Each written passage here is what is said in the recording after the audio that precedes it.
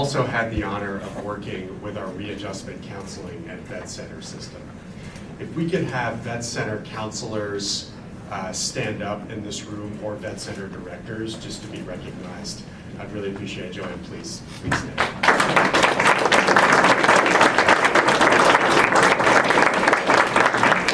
Just an incredible set of teammates, overwhelmingly veterans, families, and caregivers and survivors themselves who are delivering this life-saving care to veterans. I, of course, want to thank Congresswoman Sheryl for her impressive service, not only in Congress representing this district, but in the Navy, a veteran herself, and somebody who, yes, has been on the phone with me and the secretary and anyone she could get a hold of at VA to make this event happen today. And I'll get to more about her advocacy and her work in a moment. But I'll start with just recognizing always a long list of friends when I come to New Jersey. Commissioner Kreikis, your incredible efforts here have allowed us to create space for this community access point. You and the entire Morris County Board of Commissioners, please give them a round of applause. Jim O'Leary, the county administrator, and everybody at the county who serves veterans, including the veteran service officers, critical partners in getting veterans the benefits they have earned and deserved, and a major source of new enrollees into our healthcare system to meet the moment for veterans. I also want to just make sure to recognize, again, Assemblywoman Dunn and Senator Bucco, who I believe walked in. Thank you so much for being here. You have also been relentless advocates in the legislature, and the legislature was an incredibly important partner to me in previous roles that I've had here in the state. Just an incredible group of people constantly advocating for the well-being of veterans. I also see other awesome friends like former First Lady Ruthie Byrne in the audience here, a wife of late Governor Byrne, and so many others. I could go on throughout my talk here. I'll start actually with a veteran story. This is a story of Staff Sergeant Bernie Frydenberg. He was a medic on Omaha Beach in World War II.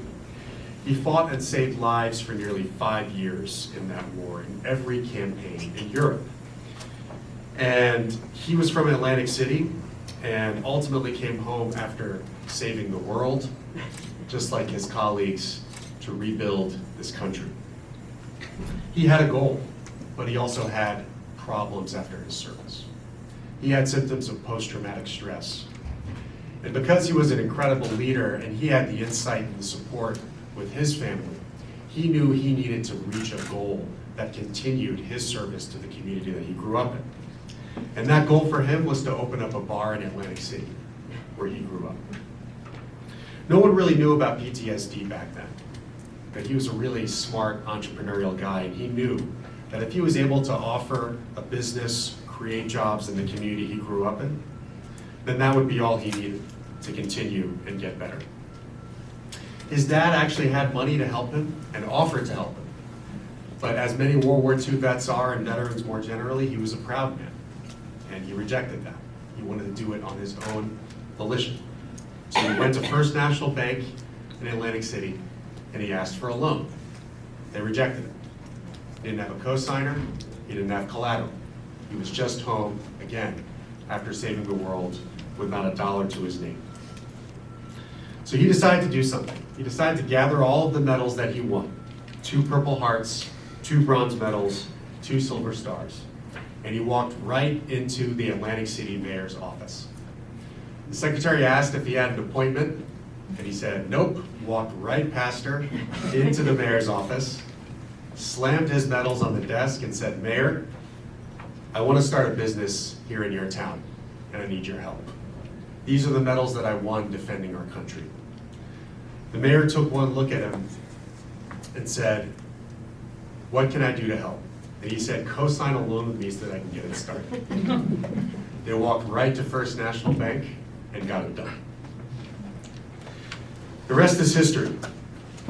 The Dusty Road Bar still exists, and this summer, a World War II memorial bearing his name will be dedicated at O'Donnell Park in Atlantic City. Bernie's story is inspirational, but it's not a story that was nearly as possible after the Vietnam War, and for many veterans after the post 9/11 conflicts and the first Gulf War.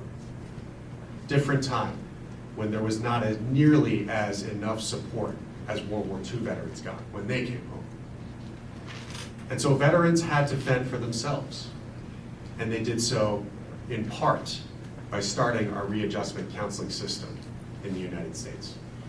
In the wake of the Vietnam War, because those veterans did not get nearly enough support from the community that they came home to, veterans decided to advocate and open a service that was an offshoot of the VA, but was not VA healthcare.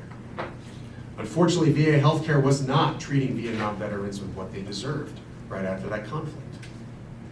And so they advocated in Congress, and the readjustment counseling system, otherwise known as vet centers, were started. It's been my experience that there isn't a single group of people more interested and effective at helping veterans than other veterans themselves. That's what Congresswoman Cheryl has done for all of you people in this room today.